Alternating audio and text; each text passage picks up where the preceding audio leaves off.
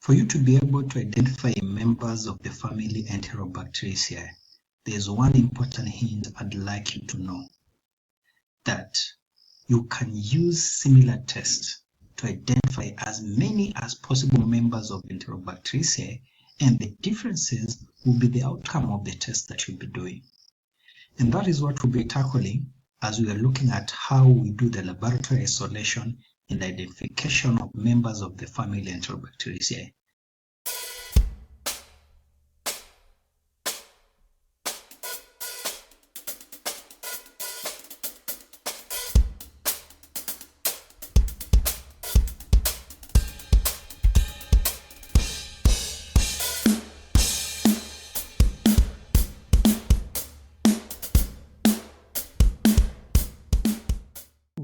To be able to know who is a lactose fermenter or an unlactose fermenter, you have to be growing the organism on the media we are calling McConkey agar.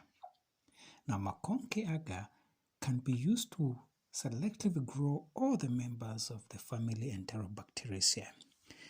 Those that will be fermenting lactose will grow on the McConkey agar, and when they grow on the McConkey agar, they will appear as pink colonies.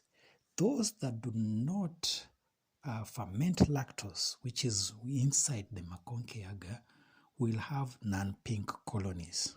Therefore, on the McConkey agar, the decision to make is whether you are seeing lactose fermenting organisms or non-lactose fermenting organism. The other alternative media to use, and this is specifically important when you are dealing with enterohemorrhagic E. coli, is to use the sorbitol McConkey agar. Now, sorbitol McConkey agar does not have lactose, but instead the lactose has been replaced with sorbitol. Now, for the interpretation of this, it's just similar to what you'll see with the usual McConkey agar, only that those organisms that are normally found within the enteric, and there are other kinds of E. coli that may be pathogenic and unpathogenic, but they are not EHEC, usually will grow with pink colonies. However, the enterohemorrhagic E. coli will grow on sorbitol McConkey agar and have non-pink colonies. That is important. So SMAC is important for identification of enterohemorrhagic E. coli, while the other McConkey is used to identify all the rest, and you can have a list of who are the lactose fermenting and who are the non-lactose fermenting. The other important media that you need to know and then how to interpret the results is the use of Salmonella Shigella agar, or also the XLD media. When you inoculate Salmonella or Shigella on XLD or SS or TSI, you'll observe the formation of a black precipitate. Why is there formation of a black precipitate? That is because of production of the product we are calling hydrogen sulfide. Hydrogen sulfide is being produced due to an activity of an enzyme we are calling cysteine desulfhydrase, which removes the sulfhydryl group and the amino group from the amino acid cysteine. That results in production of this hydrogen sulfide. Now, why will it be turning black? That is because in the media we are calling TSI, XLD or SS, there is inclusion of heavy metals. Therefore, the hydrogen sulfide reacts with the heavy metal, forming a black precipitate, which we'll be seeing in the reactions involving TSI, or when it is growing on the media XLD or SS as a black precipitate. That is the explanation for the blackening. Let's prepare the media or talk about the media we're calling TSI. And TSI stands for triple sugar ion, TSI. This media is important for identification of several members of the family Enterobacteriaceae, and normally it contains 3 important sugars. One of them is glucose, the other one is sucrose, and the third one is of course lactose. The 3 sugars are found in different concentration, with the most abundant ones being sucrose and lactose, and glucose being the least in concentration in this. these three sugars enable us to identify different bacteria as they are growing in what you are calling the TSI slant. Now, when the media is being prepared, it is usually prepared in such a way that it is tilted to end up forming two important sections. The first important section is a slant, and the second important section is the butt.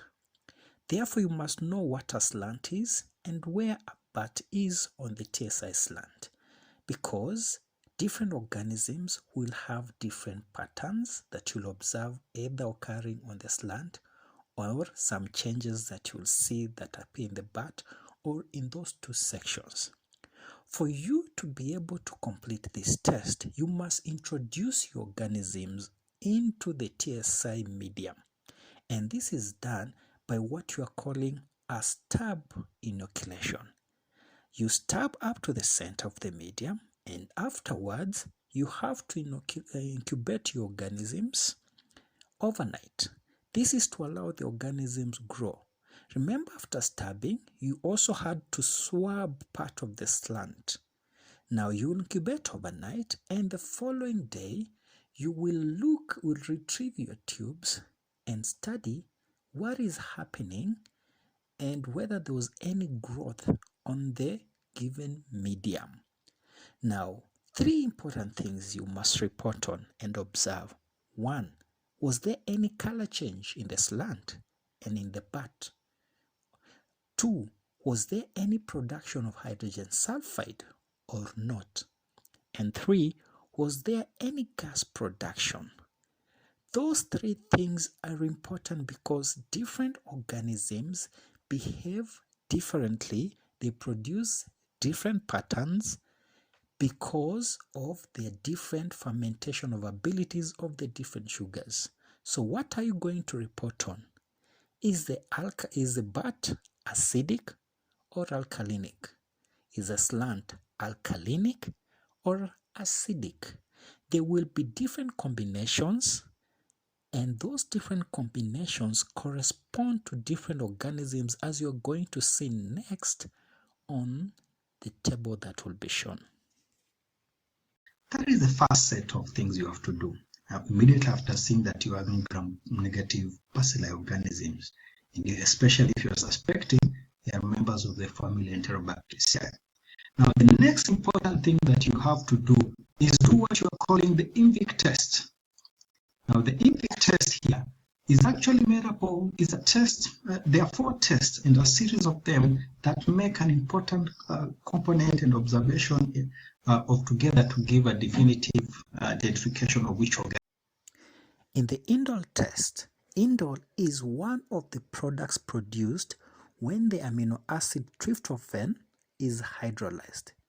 If the reagents form a red ring, indole has been produced, and therefore the organisms contain the enzyme tryptophanase, which results in the breakdown of the tryptophan to produce the indole.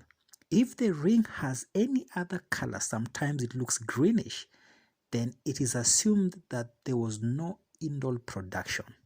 Therefore, those that have a red ring are indole positive, and those that don't have a red ring are indole negative. To achieve that, after the organisms have grown in your peptone water, you will add in what you are calling the COVAX reagent. It is after the addition of the COVAX reagent that you will be able to see the red ring. In the methyl red reaction, what you're going to do is grow your organisms on MRVP media, or if you don't have MRVP media, you grow it in peptone water. Now, after it has grown overnight in that medium, you will have to add methyl red. Now, methyl red is a pH indicator that turns red if the pH is 4.4 or below, which in essence indicates the production of acid. Therefore, methyl red is testing for which organisms will be able to ferment dextrose, and after the fermentation process, it produces an acid. Those that turn red become positive. Those that don't turn red, they become negative for the test. For citrate utilization, you will use a medium we are calling Simon's citrate agar. Now in Simon's citrate agar, it only has citrate as the only source of carbon. Therefore, as the organisms are growing and utilizing the citrate, there is a color indicator. There's not a color indicator. There is a pH indicator known as bromothymol blue, which indicates when the conditions are alkalinic or when the pH has increased by turning the media into a royal blue color. All the organisms that have ability to metabolize citrate will eventually turn the media into that royal blue color. Those that cannot, the media will remain green.